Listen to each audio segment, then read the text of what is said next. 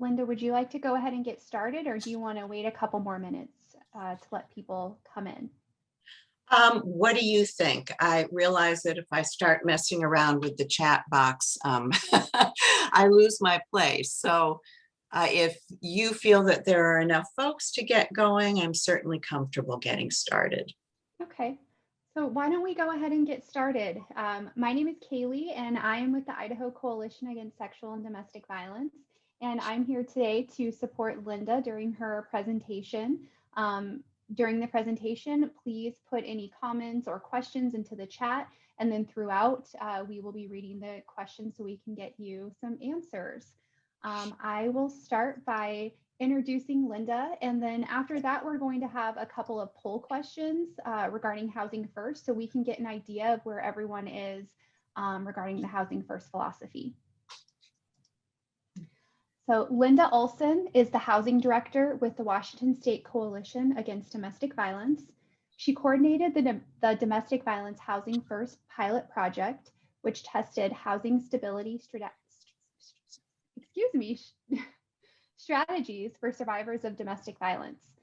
This project evolved into a 5-year demonstration and research project focusing on systems change and measuring long-term outcomes for survivors and their children. Linda has worked in the field of domestic violence for over 35 years, serving in roles of shelter director and executive director at 2 domestic violence agencies. She facilitated the opening of 2 domestic violence emergency shelters, 1 rural, 1 urban, and developed a transitional housing program for survivors with drug and alcohol treatment needs, and piloted emergency shelter alternative programs and a rental assistance program for DV survivors. Linda has graduate degrees in theology and social work. Right. Well, thank you, Kaylee. I'm hoping that those poll questions come up soon. It's so great to be here with all of you. I enjoyed my time yesterday afternoon, and I'm looking forward to today. So I see they're up. I hope that there's some reflective time for you all to take a look at them and answer, and it will help give me an idea of where you all are on Housing First. Just going to give folks a couple more seconds to respond here. Thank you so much.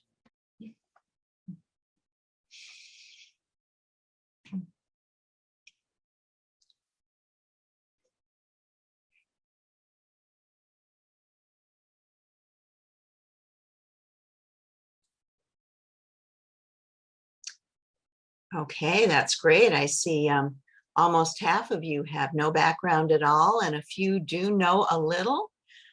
Solid knowledge, fantastic. And there's some that have even implemented Housing First. So great, thank you.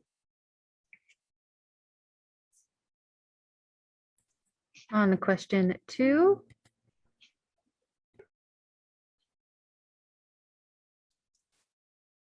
Okay, so it is good to know that most of you have not tried to adapt this approach for DV survivors, and that there are some that have and some that are kind of sort of working on it.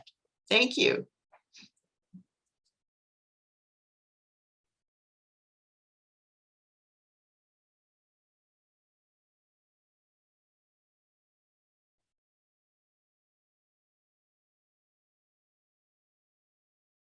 And this is for those of you who haven't tried it.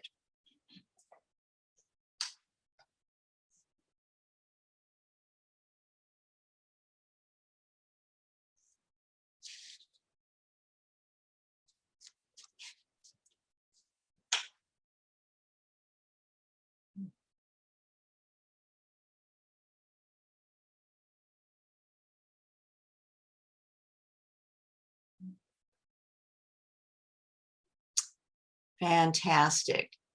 About a third of you have tried it, would like to try it. Some are interested in knowing more information, probably most of you. And I am just so happy to see that nobody said no, too many barriers. There is a lot of potential here. Awesome. Thank you all so very much. So again, as I said, it's great being here.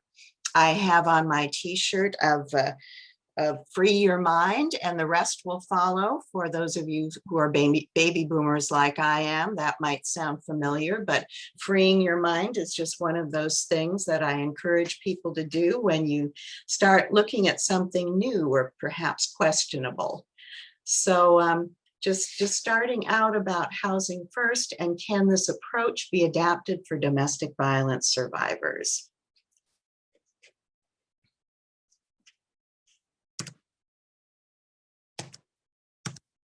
And as soon as I wake up my laptop, we'll get going there.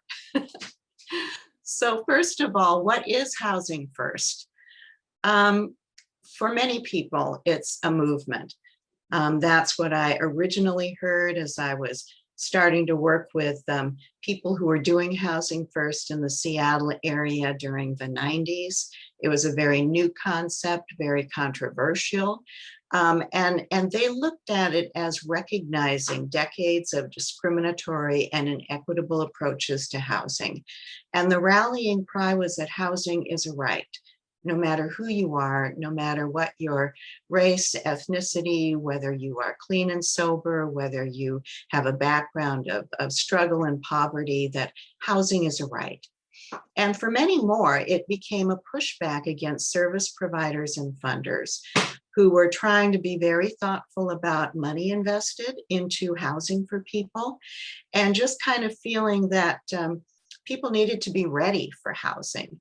So it wasn't a housing first, it was housing ready. And the pushback was to say that people can best deal with their concerns, issues, traumas, poverty, all of the reasons why they might be homeless or on the brink of homelessness, best when they are housing stable. And finally, supportive services as desired, saying housing first, but not housing only. You know, you don't just dump people into housing and say, well, great, have a good life, and walk off. So with this approach being very big in the area, I know in New York City and out here and other sprinkled parts around the country, the Bill and Melinda Gates Foundation, we're kind of looking at that. They had been working on a family homelessness initiative that focused primarily on transitional housing, and they weren't seeing the outcomes that they had hoped to. It wasn't ending homelessness despite a whole lot of money they were putting into it. So they were starting to shift their approach, and they came to our state coalition to see if we might be interested in testing housing first for DV survivors, and to kind of develop what could that possibly look like. And that's when I joined the coalition. I had long since been passionate about housing, and did a lot of experimental sorts of things with housing, emergency sheltering, rental assistance, all of the different things based on what I heard from survivors. So I looked at that position and was working at the city of Seattle as a bureaucrat at that time, and decided, you know, this isn't for me. I want to get back out into the field and talk to people. So being able to join the coalition and contemplate these questions of, could this work for survivors? What about safety? You know, don't they have to be safe enough in order to be in their home? Abuse or sabotage, we all know how dreadful that can be and how that undermines, undercuts, ruin landlord relationships, employment opportunities. So don't we really need to do something about this abusive partner and the safety measures? What about the legal issues, custody, child custody, and trauma, the impacts? Don't survivors need a special place where they can hide away and heal from their trauma? Housing discrimination, raging. Not only because of the status of a DV survivor, but for those who have been discriminated against because of race, ethnicity, our whole BIPOC communities. And then drug and alcohol use. I mean, absolutely. The thought out there that someone had to be clean and sober in order to maintain housing. And adequate income. Why would we get somebody into housing if they couldn't pay for it? How don't we need to know that for sure? And of course, the biggest question I faced from many often angry people was, will this replace emergency shelter? And, the quick answer to that one is, of course not. Survivors will always need an emergency place of respite to be that's safe, a place that they can perhaps sort through. And again, not everybody wants that or needs that, but I would say many do, maybe most. And it's good to think about the different ways that we can support people in sheltering, and then to be aware that some might not want that. What would be an alternative? And also saying, what's after shelter? So the initial Gates investment into Wiskative was they funded first 4 agencies and then added 9 more because the practice seemed to be so promising. The first 4 agencies we had to beg to become a part of this little pilot project. And then when we were opening up for more, it was a whole slew of applications that were very interested in being a part. Wiskative coordinated. Of course, we had an evaluation component, and half of each agency investment, $250,000 over 3 years, had to be used for flexible financial assistance as determined by the survivor. I'll just make a point of that again. The foundation was at a point where in all of their housing related events, investments, they were realizing that having money and having the flexibility to use it in accordance with the way an individual felt would be the most helpful was critical. So each agency's award had to be provided to through flexible financial assistance determined by the survivor. And the other half could be for advocacy staff infrastructure. And Wiskative was tasked with determining what the service component would be. As those of you who are familiar with Housing First, the chronically homeless service component was mental health support, medical case management, drug and alcohol treatment. This was the menu provided to this particular population in maintaining stability in housing. So we brought on somebody who could do an evaluation. The way we needed to know whether or not this could work, of course, is doing that qualitative, substantive evaluation. And very valuable for the foundation, and we found it critical.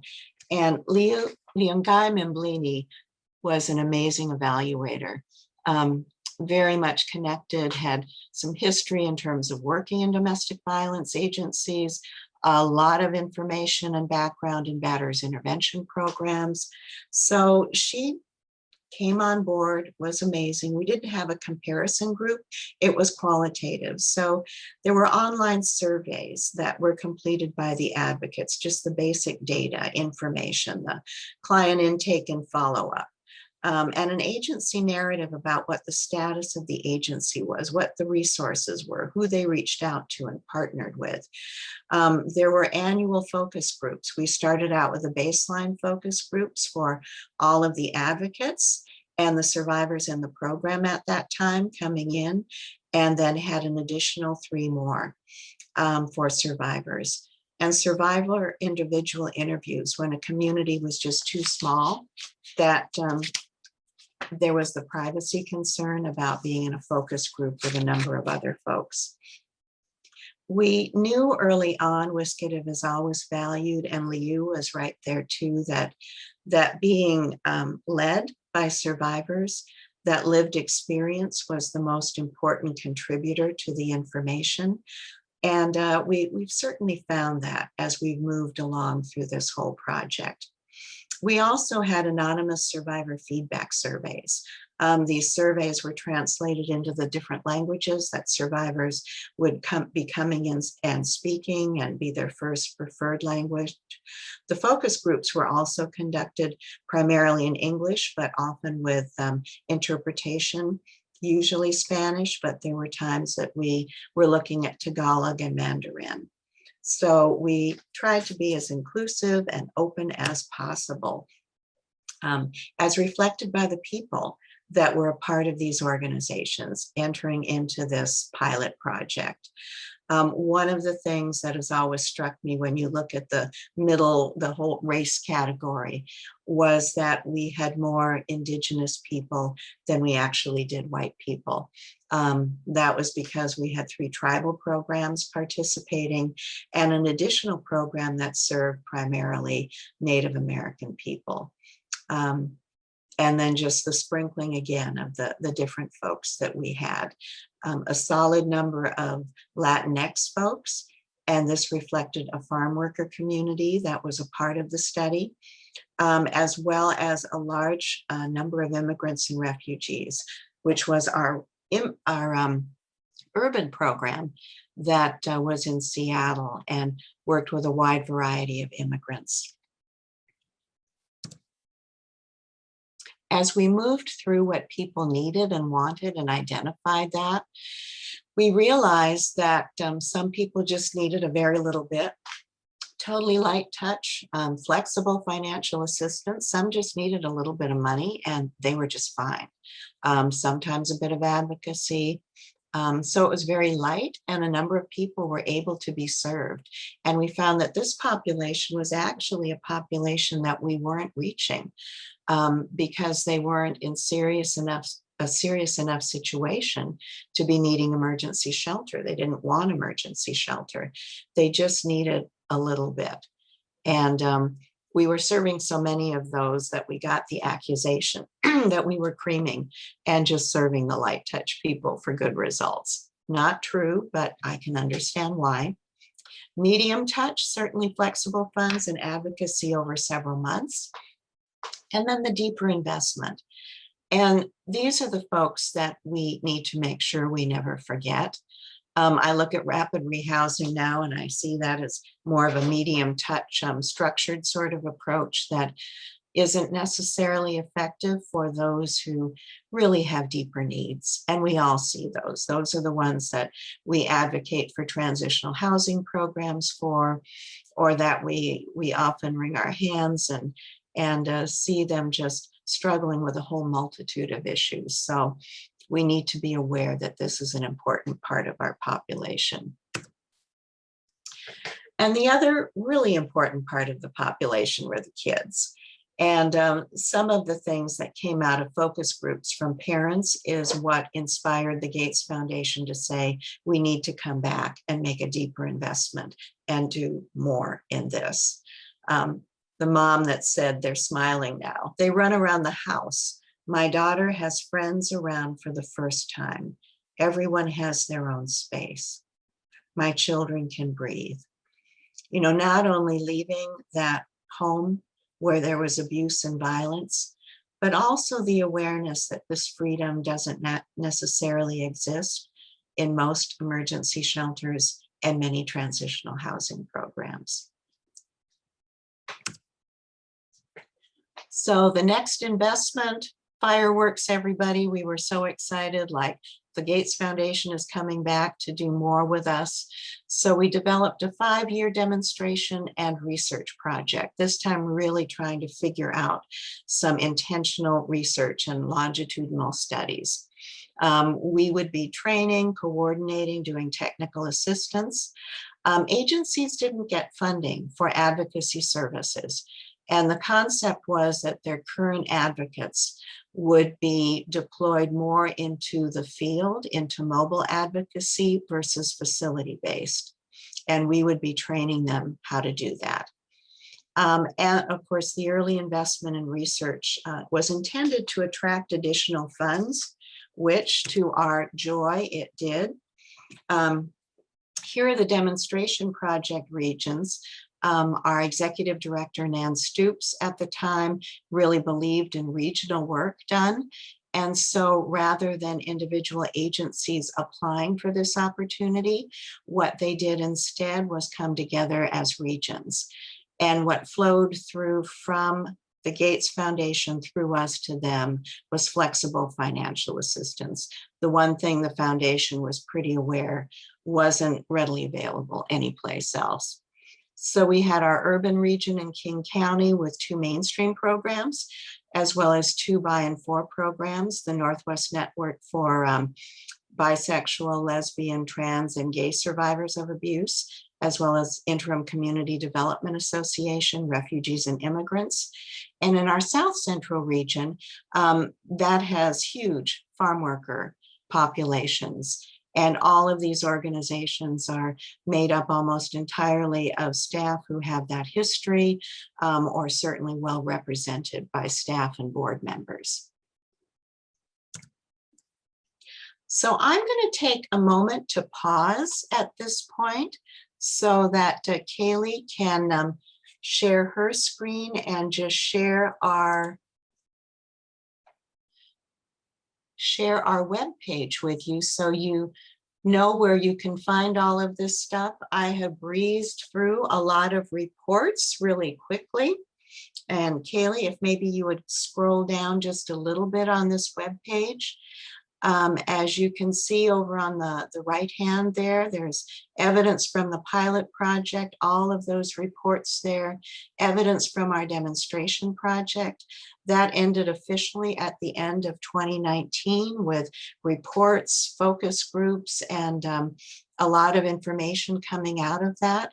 And the demonstration evaluation is the beginning of what will be a much more robust section as we work with our evaluator, Dr. Chris Sullivan from the Michigan State University MSU team, and look at the amazing work that she has put together. She is currently almost done with the entire evaluation. It's a 24-month longitudinal study. We were able to attract money from OVC, Office of Crime Victims. They were moving money over to HHS and ASPE to do this amazing program evaluation. It will wrap up 24 months. The last person will be interviewed by August, and then there will be a whole year's worth of sifting through some amazing data and information, and just really looking at the impacts that DV Housing First, specifically mobile advocacy and flexible financial assistance, has on the lives of survivors. So I think here maybe just popping into the toolkit so that you know that's there. I'll be covering a lot of information really quickly, and I want you to know that that this all is available to you in terms of preparing the organization, implementation, tools to know to help the way along. So there are all of these things, because it's impossible to go through all of this in a little over an hour. All right, Kaylee, if I can get the screen back.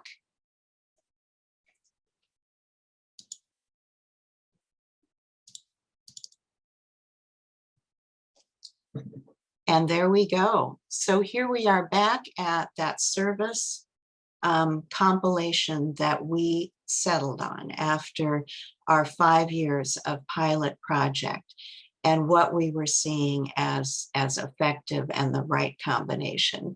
And of course, we started with survivor-driven, trauma-informed mobile advocacy. Our programs were doing survivor-driven, survivor-centered.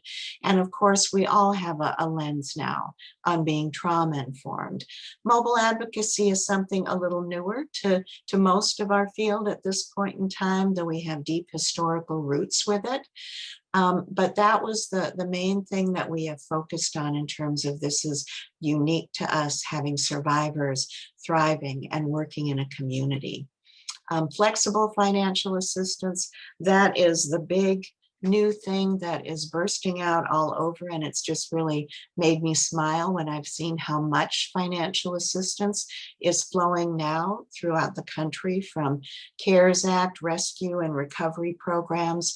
There's a lot of money there, and VOCA has also become pretty flexible in terms of the financial assistance or emergency financial assistance that could be available. Community engagement, this is the retention. This is getting survivors back into their communities, a part of their communities and safe in their communities. We used to call this landlord engagement. It's so much more than that. And all of that is built on a platform of housing, different housing approaches, depending upon what it is a survivor needs. So survivor-driven, trauma-informed best practices. Meeting people where they're at is the most important.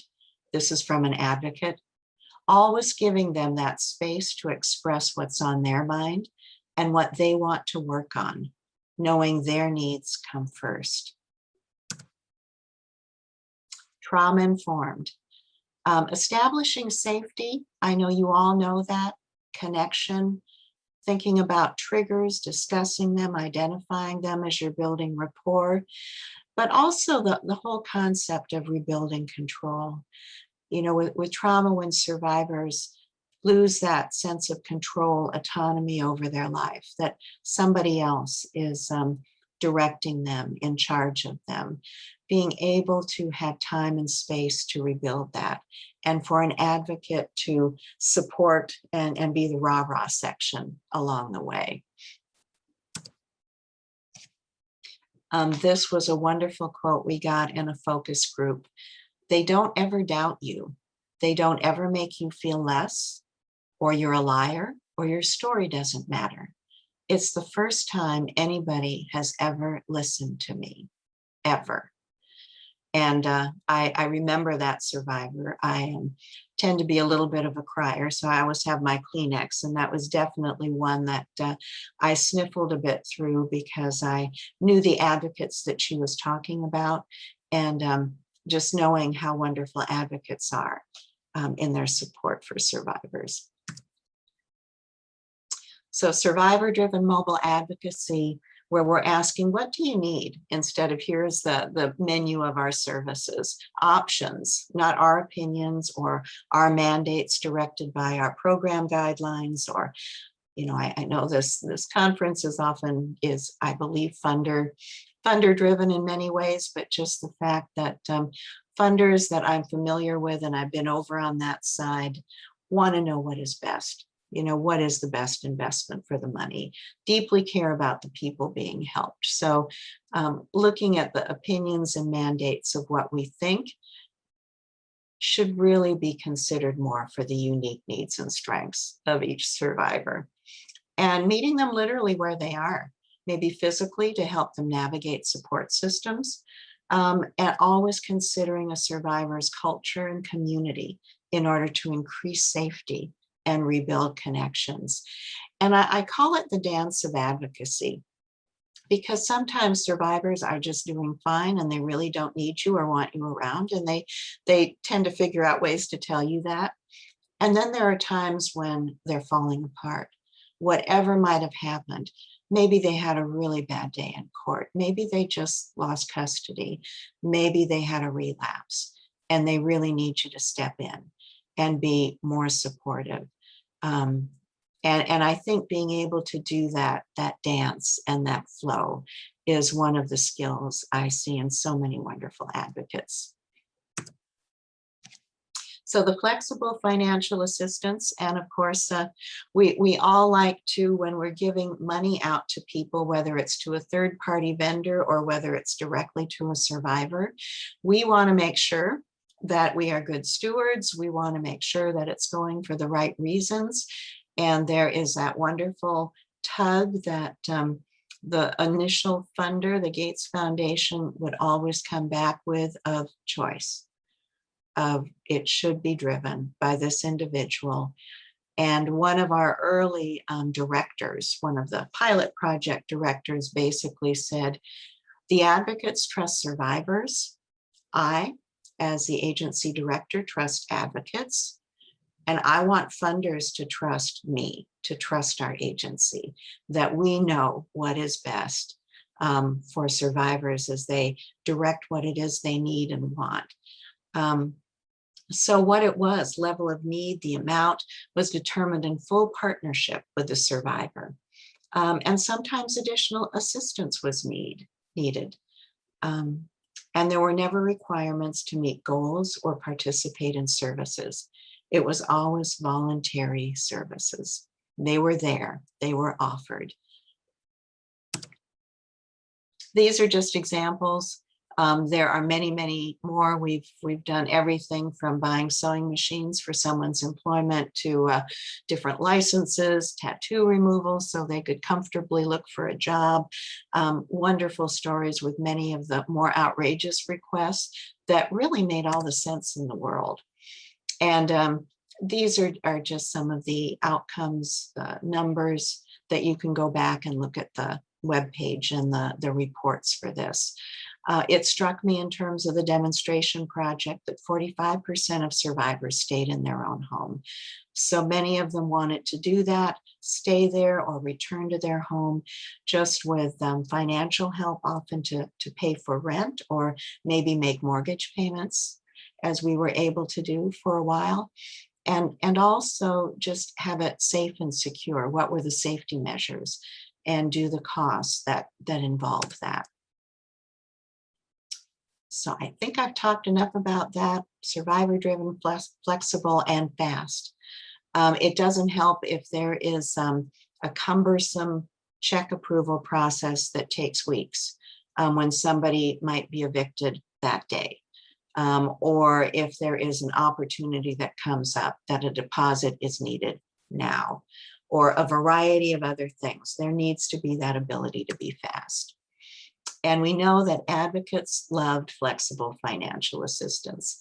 I think I heard in every single program that they loved being able to say yes to a simple request that could have a big impact. One was quoted as saying, and this is actually coming from a director, "It's the happiest money advocates have ever had." The housing stability approaches, we of course use that whole idea of housing retention, diversion, or homeless prevention, whatever trendy term it is. It's basically how can we help people stay in their homes. Rapid rehousing, I have mixed feelings about that. It can get so rigid and so time limited, but we look at it as a strong potential for survivors. Many of them benefit from the financial assistance that comes from this particular approach with the advocacy that comes with it. And if we can add some of our own flexibility, both in how we engage and how we support with other sources of funding, it can make a huge difference. The housing subsidies, housing authorities, always great to have lots of friends in that world and have those vouchers. By the way, I hope all of you are well aware of the emergency voucher flow that is now coming from the federal government to all of our housing authorities around the country, and just the fact that victim services organizations are called out as being a strong recipient for survivors. Permanent supportive housing. Again, as I've mentioned, many survivors have had lifelong impacts of trauma starting from childhood. Many of them need more than just 6 months or even a year or even 2 years. So being able to provide that permanent supportive housing with services longer term is really a gift. I know our state right now has developed a funding pool that can help organizations provide the services for permanent supportive housing, and it's critical. Another population that we found really utilizes permanent supportive housing well and is helpful are those who are immigrants, perhaps needing more help with language, with culture, with adjustment, with finding their way. And sometimes the U visa process can be a bit of a bear. So, having a little bit longer time in a housing location. And finally, community engagement, all about the relationships. It really is. It's getting back out into the community. And I know you all do this anyway. You're there as far as your different collaborators, providers, but it's so important just to think of that walk through your community through the eyes of a survivor and figure out all of the different ways that you can make that connection. And that's what housing advocacy requires, is to get to know your community.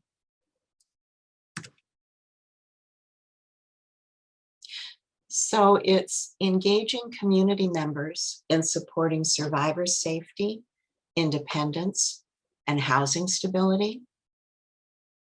And it's working with survivors to increase their support networks by connecting or reconnecting them to their community. One of the things that we have found is that social network is the most protective factor in terms of retaining housing, retaining stability. There's that old thing that's been out around for quite a while, that the difference between somebody who is homeless and somebody who is housed is social network. The people who are homeless lose that network. They lose the neighbors where they could ask for that cup of sugar or the mutual support.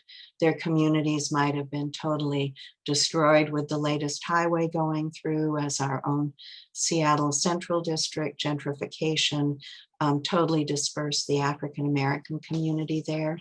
So the social network could be destroyed. For a survivor, if there isn't social network, if the isolation has been so strong that they have lost that, being able to rebuild that and moving people to that place of resilience and housing retention. And how do we do this? Here are a couple of quotes, again, from advocates.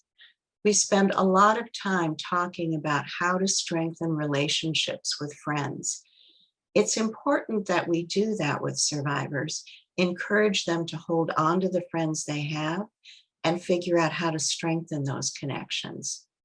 I once sat in a workshop with, and this was in the housing world, but with a case manager who included on the case management list of, to-do list, that this one particular client of hers had was to make a friend, and just how happy she was in this new community when she was able to say she had done that. We talk about meetups all the time. We see building connection as a robust and rich area for support that's totally legitimate and needs our attention. It's having connections that open the door. And this is for all of the advocates and the programs. The more connections you have, the more you know people, the more present you are in a community, the easier it is to build that bridge for survivors. And being able to collaborate with other agencies, that whole regional approach where survivors might need to move out of their community. Who do you know in the new community? What's the collaborative ties? What DVSA agency might be there? And what can you personally find out if the community isn't too far away? I realize I am just rambling right along and I haven't given Kaylee a chance to really tell me if there's anything in the chat box or questions. I want to start slowing down a little bit to create more time and space for you all to ask difficult questions or comment or, add your own reflections into the chat box. Like, this person is ridiculous. Where on earth is she coming from? We do have one question that came earlier on. Someone was just wondering if the slides will be available after the presentation. The slides, I believe so. Isn't that true? I know I sent them in, and I'm assuming that they are stored with the conference in a safe place and links available. Yes, And then also, Linda, I don't know if this is okay or not, but if you are a program, I have access to that and I can send it to you. So if you want to shoot me an email, I'd be happy to send it to you.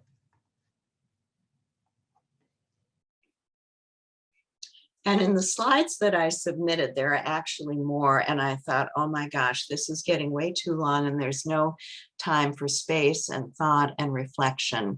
And I just, again, want to slow down at this point so that that can happen. And we can have a little bit more of back and forth if at all possible. There's so much of this to digest. And sometimes the concepts might hit hard, or the reality of what, are you kidding me? You're suggesting that. And I think it's good to just express that. I know I love the in-person times when I can do this and really look at people and gauge from their faces that they just thought I dropped out of Mars or something. And just being able to have the small group conversations, the back and forth, the questions. And, sometimes I've felt a little defensive, but, this is new stuff for a lot of people. And for those of us who have worked in this field for years, if not decades, it often flies in the face of what we have evolved to believe is the best way to do things. And of course, those ways, saved many, many lives and benefited many, many survivors. And there were many that couldn't benefit from that. And I think this is potentially a more universal approach, and certainly realizing that we would never, ever, ever eliminate emergency sheltering. So one of the biggest questions that comes up is safety and confidentiality. How do you stay safe? And it's not so much the fear for a survivor. We know that that's out there. We live with that. When they're in our shelters, we worry about them when we know that there's a particularly dangerous person who is very bent on causing them harm, causing their children harm. So there's that concern, and there's that concern for our safety when we're moving around in the community, especially when we're walking with survivors, advocating with and on behalf of. And, I think urban advocates often have a little bit easier time. It's a little bit more anonymous because of the number of people. Those of you who are rural advocates, everybody knows everybody. You know everybody. The survivors, chances are, know everybody. And it can be really challenging in terms of, how do you advocate for them and with them in a way that is respectful for them, in a way that really protects them and protects yourself. And what we always say is to be guided by the survivor. What is it that they would want you to share or not? Or maybe you are just a temporary friend, or maybe you and the survivor have kids that have gone to the same school. I know yesterday I shared the story of the one survivor who came into shelter, and her little boy was on the same soccer team that my little boy was, who was coached by my husband.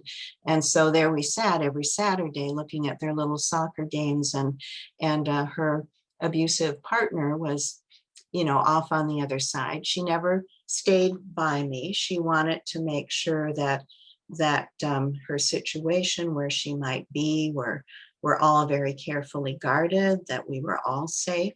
And I took her lead. I've got another program, very rural program. They work with a lot of farm workers, and the advocates are familiar with those communities, how to live and work and move in those communities in a way that is safe, and in a way that there's a high level of confidentiality in terms of, are you somebody's good friend right now, or are you an advocate? So that has been comfortable for them. Although one of their advocates described a woman who was not of the community, was actually a professional in a mental health clinic, and was very sensitive about anybody knowing her situation of abuse. And so she never even went to the office. What they did was they met up in a local park, waded in the water, and the kids played on the beach. And as Vicki described it, she would make her way through duck poop and listen to this woman's story and support and advocate with and for her, and figure out ways to do that without visibly being alongside of her in more formal situations. So there's the whole range, and it is possible. For supervisors, you know, it's always important to know where your advocates are going. That mutual trust is important, and to be able to check in so that advocates can communicate with somebody about any safety concerns they have, if there are some gut feelings that don't feel quite right. So I'm going to pause there just a moment because this tends to be such a hot topic. Are there any thoughts, comments, questions? Nobody exploding through a roof somewhere? If you are, you can do it privately. That's okay. All right. So community partnerships have led to some amazing things. In the past, landlords said, I'm not renting to those kinds. Now landlords say, what's going on and how can I help? In some cases, landlords have reduced rent for survivors and counted it as a donation. End of the quote from that particular advocate, but I've heard from many others that once landlords have started working with an agency and trust the advocates and know that that agency is budgeting in the event that there is weird damage or, you know, things can go wrong, if as long as we can think about that and make good on that, landlords come back. They like the reliability, and they do like the general feeling of doing something good. And they also need their rent, and they need to protect their assets. So when the collaboration, when the mutual respect is present, it can be a lovely, lovely thing. If the abuser shows up, the abuser is not going to get away with being violent. There's zero tolerance for DV, and the agency has partnerships with everyone in the community, which won't allow it to happen. They are keeping an eye out for survivors. And this came from a survivor who was in a medium-sized community. Her unit was not too far from the DV program, wasn't too far from the police department. She had gotten acquainted with all of her neighbors. They all knew the description of this particular person, abusive partner. And when that abusive partner did show up and was lurking around the neighborhood and leaving notes on her car, community members called police. They knew. They were supportive, they were present. And this particular survivor said this gentleman was in military intelligence. She said, he will always be able to find me. I can't keep running. I have to find a community that protects me. So impacts. Survivors feel more equipped to move forward and rebuild. Remember that regaining control over their lives, so important for trauma healing. And that stability and safety means kids can be kids again. You know, just the whole normalcy of you know, being a kid, having sleepovers, going to parties. You know, one of the things that flexible financial assistance often did was to help kids. And it was something we called housing stability because it provided peace of mind for the parent that their children were safe, were happy. And I had one funder at one point ask me, well, I don't see using money to pay for school pictures or birthday parties. And we just had a little bit of a disagreement about that. As far as what does it take for a child to feel normal, to fit in, to be able to have that piñata for their big birthday celebration, to be able to take the dance lessons or enroll in the local kids theater or participate in sports. All of those things that were difficult for the parent in transitioning from maybe one home to another or trying to hang on to their home.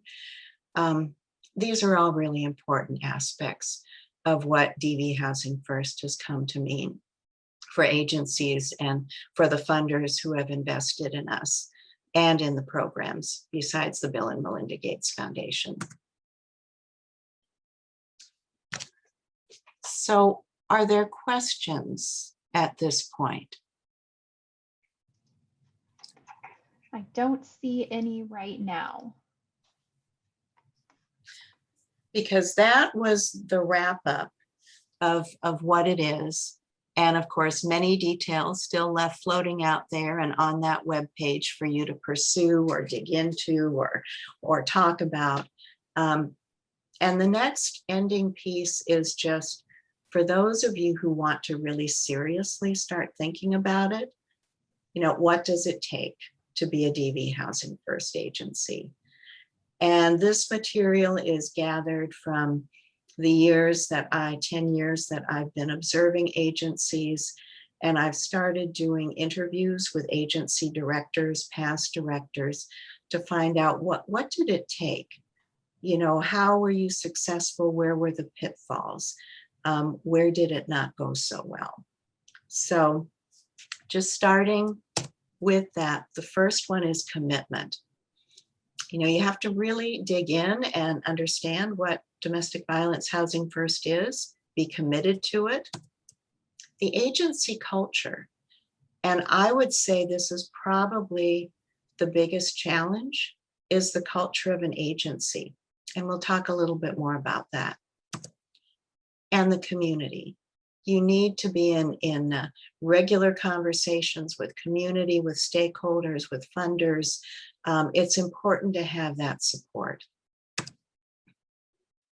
So the commitment just to this whole concept, and I'm not going to go through all of these again because I've certainly talked enough about them, but just the idea that people have a right to be in a safe place in order to heal. And if they feel that they want to be in a more permanent location than emergency shelter, then they have a right to have a pathway to do that and not to have a long journey of readiness to get there. No barriers. Be ready to look at harm reduction, both as far as substance abuse disorder, as well as the danger level from an abusive ex. And maybe an assessment. What happens when you can identify and eliminate potential barriers? And always tailored voluntary services. Linda, can I jump in and ask a question here? Maybe this kind of goes hand in hand with barriers, but how has the increased market rate for rentals and the tight housing market for available housing affected your ability to continuously provide housing options? It is a huge challenge. You know, one of the things that I have always said, and even right at the very beginning, 10 years ago, in our part of the world, housing costs have skyrocketed. And trying to site and locate affordable housing, even if there are funds to build it, can also often be met with community resistance. One of the things I heard from rural programs that it was much easier to help a survivor stay where they lived than it was to find new housing because housing didn't exist. And in our urban areas, the new housing that was being built was definitely for a much well-off tech group of folks that were making a fair amount of money, very skilled people. So, you know, that community engagement, landlord relationships, housing authority relationships are all really key because it's hard. And I would, in the excitement of current funds that are flowing, look to what's coming into Idaho. I know I've got my eye on the federal funds that are coming into Washington State in terms of rental assistance and eviction prevention. Our state has also passed some really nice legislation that includes more money in our housing trust fund to build, as well as a document recording fee that will help provide services and operating costs. So there is just being aware of what's on the federal level and on your state level, being active. You know, I know that you can't go out and wildly lobby, but I would suggest just being aware of where the money is and where it's coming from. And, you know, going back to the difficulties in siting affordable housing in communities, community engagement, again, is so important. There is a huge difference in starting to build a structure when the community doesn't know what it is, doesn't know who you are, barely trusts or knows the agency, versus when there is a lot of rapport, when there's communication, when there's been that education. I am watching one organization right now prepare to build a fairly large apartment building that will both emergency shelter and house for a period of time survivors. And they have incredible community support. But it's taken a lot of effort. So I'm not saying it's easy, but it's doable, and we can do it because we're advocates, and everybody's amazing, right? Yeah. So commitment starts with those team meetings, right within your own staff. Maybe go back to your programs now that you've sat through this, and look at your current service practice. Think about it, evaluate it. Do you get evaluations from departing residents from shelter? I know that was one of my first clues that things weren't necessarily always hunky-dory, was when I was getting these evaluations and heard or saw people write that they loved the advocates, but they hated the rules. They hated having to live with other people and what it took to do that.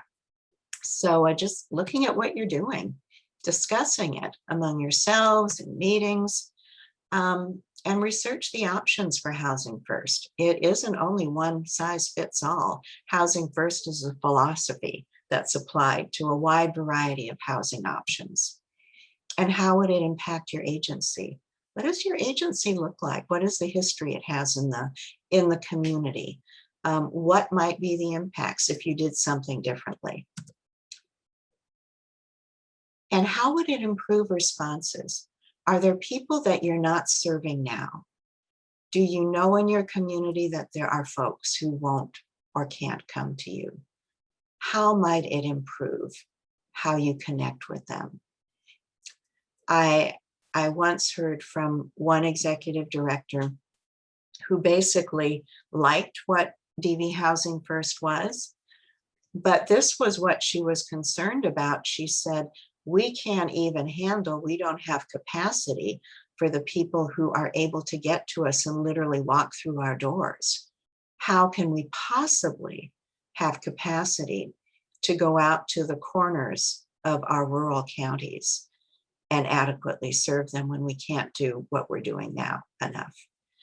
And so it's an important conversation to have, important to look at funding sources and think about how could this be done differently? Where are other opportunities? What are the partnerships that you might have with your funders? So as the staff is talking, and if it's looking serious, it's time to approach your board of directors and to just do the whole presentation. You know, look at what you've discovered, the cost, what would it cost, the potential outcomes, what's the evidence? You've got a lot of evidence on our webpage. What do you think that could do in terms of being replicated in your community? And what are the challenges? It's always important to take the challenges seriously. I would pause here to say that the challenges that I've witnessed and have shed a number of tears over has been a couple of agencies where their board of directors had turnover and were not on board with this approach. at all. One agency went completely out of business.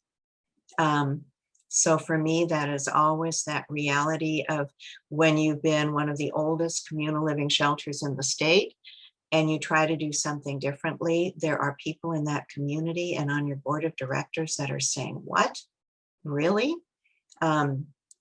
So those are things to consider. And another organization has struggled with board impact and buy-in since they've done this.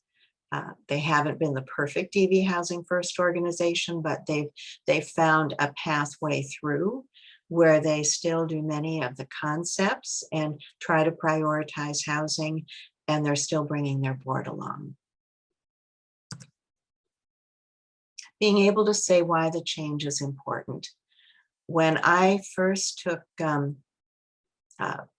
survivors of domestic violence in our communal living emergency shelter out into a scattered site apartment complex, I had all of the documentation in terms of the cost, what it would cost, and most importantly, what it meant to survivors, having more autonomy, having more control over their lives.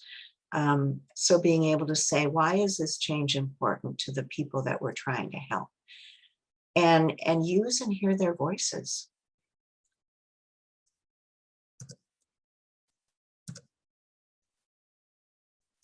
When you've got board support, reach out to stakeholders. That would be the next thing.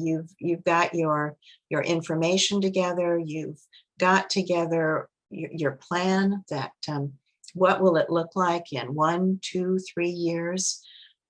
One of our organizations, again, another one of the oldest domestic violence programs in our state, oldest communal living shelter in our state, they did a very slow process and worked with their board and staff for at least a year, and then started going out to stakeholders. And I was with them pretty much every step of the way because of the long history I have with this organization. You know, inviting key funders for meeting at the agency, visiting them individually, bringing them into the process. And I think that's extremely helpful because there have been times along the way when those funders, when they are part of that process, say, well, we can be more flexible here. We can do this differently. And I watched that happen both with the city of Seattle as well as with King County and the way they fund domestic violence services. Plan community forums, go back out to the wider community for information, to hear feedback so that they understand what's happening and what we would hope from them. I've seen where some organizations have had their staff and their board members pick community members to meet with individually and have that one-on-one coffee time. Culture. You know, this is where it can't be a top-down approach. It really has to be the whole collaboration from staff. And when I did focus groups, I heard consistently from staff that they needed to be on board with every step along the way at the beginning. They needed to understand flexible financial assistance and be able to have a say in the process and how it's distributed. So that whole team collaboration, from leadership to support staff, and really taking a lead from support staff, a lead from survivors, doing a cohesive approach and not just scattered all over the place, which is easy to do, but trying to be cohesive and thoughtful. I've got this dance figure there because that's what it makes me feel like, the rhythm, the dance, everybody has got to be in sync, otherwise somebody's going to fall on their rear end. Mutually respectful, no matter where people are, always be mutually respectful. The organization that I mentioned just a bit ago in terms of how long it took for them to make their change, and they changed from a communal living emergency shelter to an apartment building that they called bridge housing, where it could be emergency and people could have a longer stay, so that there was a little bit more support and time, and a lot of mobile advocacy in the community to support them in their housing search. But there were many advocates who were so used to the old way and so attached to what they had been doing that there was the knowledge that they wouldn't stay on for that. So this organization in their budget prepared severance plans, asked them to stay through a certain point of the transition so that the agency knew they could be fully staffed, and that the people who were the advocates who planned to move on knew that they would have a certain period of time severance package that could support them, and the COBRA for health insurance that was taken care of by the agency, so they would have time to job hunt. And then all the way through being trauma informed, recognizing that advocates, staff, board members have lived experience.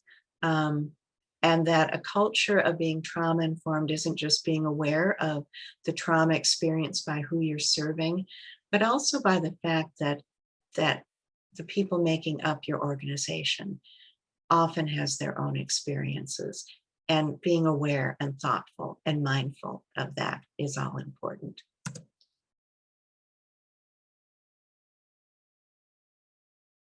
Know your community, no matter what that is. Take a good hard look at everybody in the community and think about who you're not serving, who you should be reaching out to. Culturally specific: immigrants, refugees, LGBTQ folks, African Americans, and migrant farm workers. Faith-based: there are many of us who are not necessarily in tune with our faith-based partners. We have a large Jewish population in East King County, and many of them were very hesitant to come to shelter, sensitive about stigma and some of the attitudes. So, and we've talked about why the connections are important. I know you can read this. I don't need to read it to you or be redundant, but the more you know about the service providers, the landlords, the better equipped you are to identify housing possibilities and to advocate for that survivor. And your presence may strengthen a survivor status in the community. Yesterday, I was telling stories about how in small communities in particular, being able to see that an advocate was working with a survivor changed community minds. Different people were saying they're doing okay. I think we all have people in our communities that folks look at them individually, look at their family history and say, there is no point wasting money on that person. And being able to turn that around is so important. As I just said, your support can help survivors restore or build their social network and be invited to those community gatherings and potlucks. And it is the only way that housing is going to be retained. It is the key part for housing retention, is being to have the network and have community so that advocates can step back and know that that person is in the flow. They are healing. So you saw on the toolkit, I think, that there's an assessment that you can use, and there are checklists that you can use to track your progress. People stretch themselves, and I'm just going to leave this with how will you stretch? And for those of you who look at yourselves as leaders, how do you challenge people? How do you challenge advocates, your community, the people funding you, and how do you all stretch together? So we have a whopping 4 minutes for questions. I kind of hoped for a little bit more, but my email address is there. Is there anything in the chat box or questions that people are burning to ask? There's a comment here that I think is really relevant to today and just kind of what the housing market is like. An advocate from a Housing First DV program says that we're limited to fair market rates. So we've had to get a little creative with our funding, but it's really hard to convince landlords to reduce their rates when they can make 500 plus more, charging the rents that are normal for around the area. Just fair market rates can't keep up with the rising housing costs. Yeah. Do you have any experience with that or any sort of? You know, I know some of our agencies, and yet again, this is the beauty of flexible financial assistance. They'll invest more money. They might pay 3 months worth of rent up front, double the deposit. They'll try and do whatever incentives they can for landlords to rent to survivors. And it is a very challenging collaborative relationship building process, and it's not easy. So I appreciate you, whoever asked that question or made that comment. You are feeling the same pain that many, many advocates in this state, especially in the Seattle-King County area, are feeling. So yeah, so some of the things that programs have done in order to keep people in their homes, or to, you know, you look sometimes at substandard housing, they've used flexible financial assistance to fix it up, kind of with that agreement of you are now our landlord. We just made this, did whatever we needed to do. Maybe it was flooring, maybe it was windows, who knows, but we just invested money in this. So we hope that you are now our lifelong partner. But there have been some very creative ways that goes everywhere from that money investment to lots of donuts and warm, friendly visits and potlucks.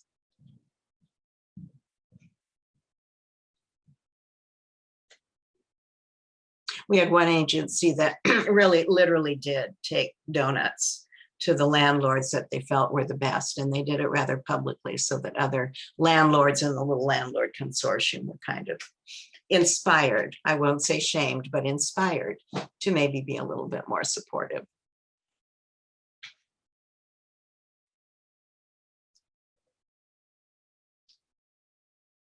Any ending thought, question?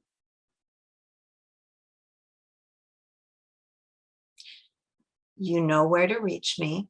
Please feel free to ask questions, reach out, go to our webpage. And I just wish you all the very best of luck in whatever is ahead for you and your organizations and housing for survivors. We did have one last question. I know we're at time, but maybe we could fit it in. How do you recommend housing programs talk to landlords who don't think it's worth it to rent to DV victims?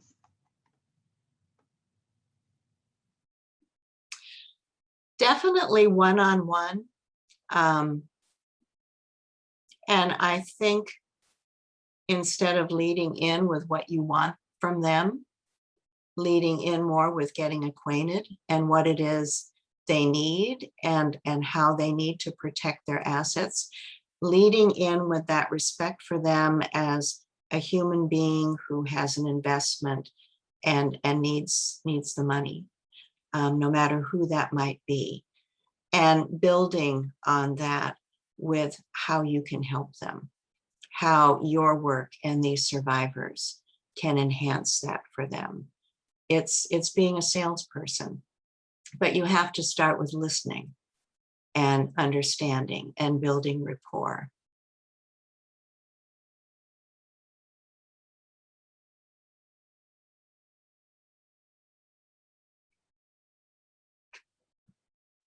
Is that it? I see it's 2 o'clock.